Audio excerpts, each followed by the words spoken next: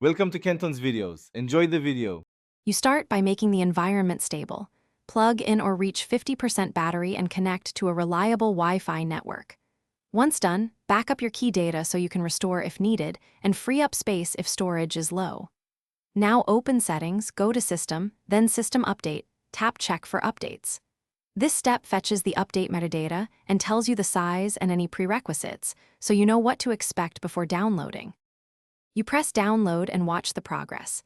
The changelog explains what changes and why they matter for security and features.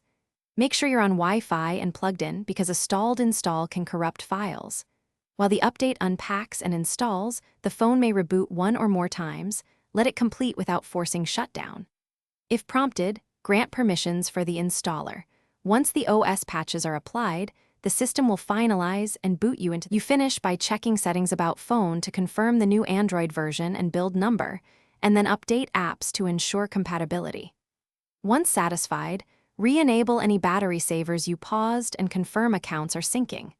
If the update fails or the device loops, one key troubleshooting tip is to boot recovery and clear the cache partition. If that doesn't help, export your backup and sideload the update via ADB or seek manufacturer support.